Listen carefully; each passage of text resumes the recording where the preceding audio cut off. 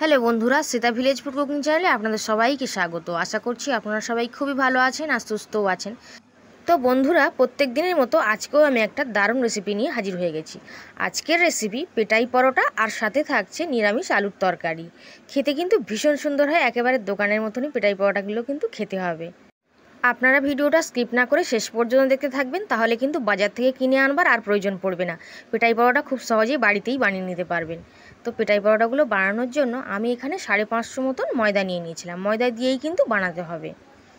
আর দিয়ে দিচ্ছি স্বাদ মতন লবণ। লবণটা কিন্তু সবসময় বুঝে দিতে হবে। আর দিয়ে দেবো 1 চামচ পরিমাণে চিনি। চিনিটা চাইলে আপনারা কিন্তু গুঁড়ো করেও নিতে পারেন। আর দিয়ে দেবো 3 চামচ মতন সাদা তেল। প্রথমে সমস্ত উপকরণগুলোকে একটু ভালো করে মিশিয়ে নিলাম। তারপর কিন্তু অল্প করে গরম জল করে নিয়েছিলাম। আর এই পেটাই পরোটার ডোটা বন্ধুরা গরম জল দিয়েই কিন্তু মাখতে হবে, তাহলে কিন্তু ময়দাটা খুব নরম হবে আর পরোটাগুলোও খুব নরম হবে। আর এইভাবে অল্প অল্প করে জল দিতে হবে আর মেখে নিতে হবে। আর একটা নরম কিন্তু ডো, চটচটে একটা ডো কিন্তু বানাতে হবে। শক্ত করে বানালে কিন্তু পরোটাগুলো শক্ত হয়ে যাবে। দেখুন, এইরকম করে কিন্তু নরম করে বানাতে হবে, আপনারা কিন্তু দেখেই বুঝতে পারছেন। আর খুব ভালো করে একটু এইভাবে মেখে নিতে হবে। একেবারেই শক্ত করে বানালে চলবে না, এরকম নরম করে কিন্তু বানাতে হবে। এখন উপর থেকে একটু তেল দিয়ে দিচ্ছি, মানে যে চটচটে ভাবটা রয়েছে সেটা কিন্তু আর থাকবে না। উপর থেকে তেলটা একটু দিয়ে নিলাম, দিয়ে ঢাকা দিয়ে কিছুক্ষণ পর ফিরে আসব।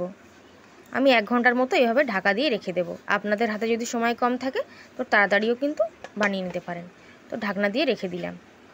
আর এই সময় আমি তরকারিটা বানিয়ে নিচ্ছি। তো কড়াতে তেল দিয়ে নিয়েছি। এই তরকারিটা আপনারা ছোলার ডাল বা যে কোনো কিছু দিয়ে বানাতে পারেন, তবে আমি নিরামিষভাবেই বানাবো। দিয়ে দিলাম তেলের মধ্যে 5 ফোড়ন, একটা তেজপাতা, কিছুটা কুচনো কাঁচা লঙ্কা। বন্ধুরা, আজকে আমি তরকারিটা নিরামিষভাবে বানাচ্ছি, কিন্তু এই তরকারিটা কিন্তু খেতে ভীষণ সুন্দর লাগে। আর এই রুটি পরোটা সব কিছু দিয়ে কিন্তু খাওয়া যায়। তারপর দেখুন, আমি একটা টমেটো কেটে রেখেছিলাম, সেটাকে দিয়ে নিলাম। আর দিয়ে দিচ্ছি নুন। নুনটা দিয়ে দিলে টমেটো খুব তাড়াতাড়ি কিন্তু কষানোটা হয়ে যাবে, মানে টমেটো অনেক তাড়াতাড়ি কিন্তু রান্না হয়ে যাবে। দিয়ে দিলাম হলুদ গুঁড়ো পরিমাণ মতন, 1/2 চামচ জিরে গুঁড়ো দিয়ে দিলাম, আর 1/2 চামচের একটু কম দিয়ে দেবো ধনে গুঁড়ো, আর অল্প পরিমাণে দিয়ে দিলাম লঙ্কার গুঁড়ো, কারণ ঝালটা কিন্তু একটু বুঝিয়ে দিতে হবে, কারণ তরকারিটা কিন্তু একদম মাখা মাখা হবে। আর দুটো আলুকে ভালো করে সেদ্ধ করে নিয়েছিলাম, তো খুব ছোটো ছোটো করে কেটে নিয়েছি। আলুটাকে দিয়ে দিলাম, সমস্ত মশলার সঙ্গে আলুটা খুব ভালোভাবে কষিয়ে নেব। আলুটা সেদ্ধ করে নিলে তরকারিটা কিন্তু তাড়াতাড়ি হয়ে যায়, তো সেই জন্য আমি আলুটা সেদ্ধ করে নিয়েছিলাম। খুব ভালো করে আলুটার সঙ্গে মশলাগুলো একটু সময় নিয়ে কষিয়ে নেব।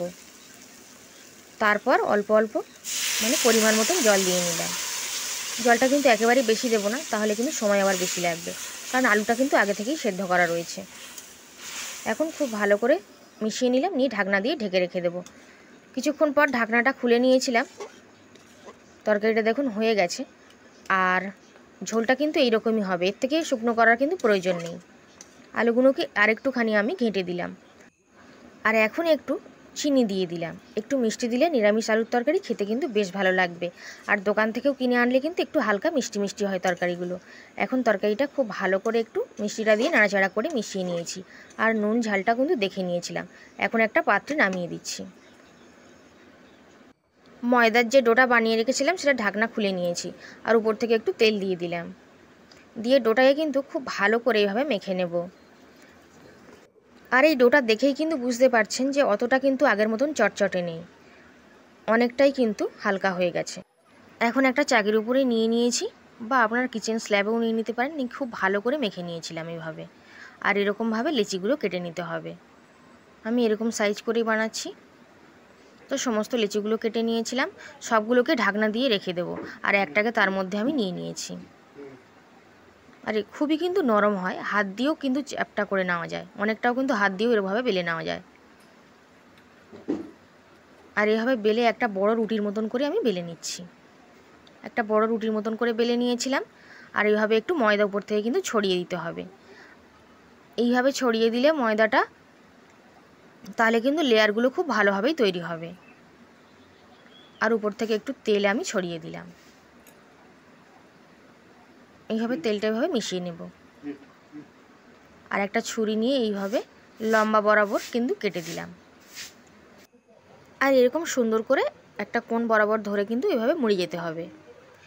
আর এরকমভাবে কিন্তু আমি সবগুলোকেই প্রথমে বানিয়ে নেব। আর এইগুলো বানানো কিন্তু বন্ধুরা ভীষণ সহজ। এরকম করে কিন্তু বানাতে হবে, পুরোটাই গোল করে কিন্তু এভাবে ঘুরিয়ে নিতে হবে। আপনারা একটু দেখে নিলেই কিন্তু যে কেউ বানিয়ে ফেলতে পারবেন খুব সহজেই। দেখুন খুব ভালোভাবে মোড়া হয়ে গেছিলো। এখন উপরটা ধরে এভাবে চেপে এরকমভাবে বসিয়ে দিতে হবে। তো এইরকমভাবে আমি অনেকগুলোই বানিয়ে নিয়েছি, এই একটাকেও বানিয়ে নিলাম আর সবগুলোকেই কিন্তু বানিয়ে নেব। সবগুলো লেচিকে এরকমভাবে কিন্তু বানিয়ে নেব প্রথমে, তারপর একটা করে বেলবো আর ভাজবো। তো একটা লেচিকে নিয়ে নিয়েছি আর উপর থেকে একটু তেল দিয়ে নিয়েছি, সাদা তেল দিয়ে কিন্তু বেলতে হবে। আর এরকম একটা বড় রুটির মতন করে বেলে নিতে হবে আর পাতলা করে কিন্তু বেলতে হবে। তো আমি একটা বড় রুটির মতন বেলে নিচ্ছি।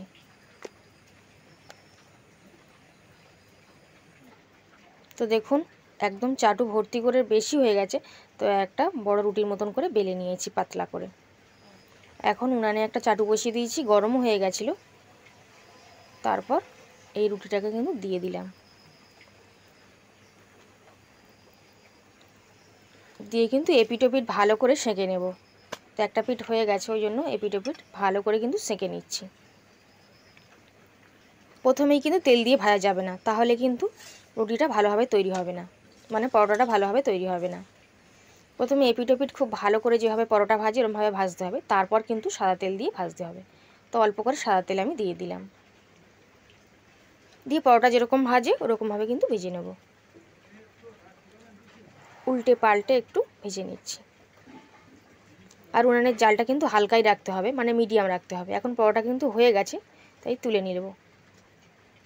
তুলে চারুটার উপর নিয়ে নিলাম, একটু ঠান্ডা হতে দিচ্ছি। 1 মিনিট পর কিন্তু পরোটাটাকে পিটিয়ে নিচ্ছি। এইভাবে কিন্তু গরম অবস্থাতেই পরোটাকে পেটাতে হবে, আর খুব সহজেই কিন্তু লেয়ারগুলো তখন ছেড়ে যাবে। লেয়ারগুলো দেখুন কতটা সুন্দরভাবে ছেড়েও গেছে, আর ভিতর থেকে কোনোভাবেই কিন্তু কাঁচা নেই। তো এই পরোটাটা কিন্তু আমার রেডি হয়ে গেছে, তো তুলে আমি রেখে দিচ্ছি। একটা পাত্রের মধ্যে রেখে দিচ্ছি। এখন একইভাবে আর একটা পরোটাটাকেও কিন্তু চাটুর উপরে দিয়ে দিচ্ছি। এটাকেও এপিট ওপিট ভালো করে একটু সেঁকে নেব।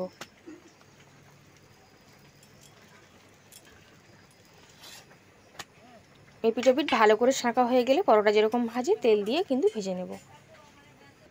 খুবই সহজ বন্ধুরা, আপনারা যদি একবার এভাবে দেখে নেন তাহলে কিন্তু বাজার থেকে কিনে এনে খাওয়ার প্রয়োজন হবে না, ঘরেই খুব সহজে পেটাই পরোটাগুলো বানিয়ে নিতে পারবেন। আর দোকানের থেকে অনেক বেশি স্বাস্থ্যকর হবে। তো দেখুন পেটাই পরোটাটা কিন্তু অনেকটাই ভাজা হয়ে গেছে। এইভাবে কিন্তু একটু সময় নিয়ে পরোটাগুলোকে ভাজতে হবে, তাহলে ভিতর থেকেও খুব সহজভাবে রেডি হবে, মানে খুব সুন্দরভাবেই কিন্তু রেডি হয়ে যাবে। এখন কিন্তু পরোটাটা খুব ভালোভাবে রেডি হয়ে গেছে। তো এইভাবে আমি সমস্ত পেটাই পরোটাগুলোকে রেডি করে নেব। এখন চারুটার উপরে নিয়ে নিয়েছি, নিয়ে 1 মিনিট মতো রেখে দিয়েছিলাম। তারপর পরোটাটাকে পিটিয়ে নেব।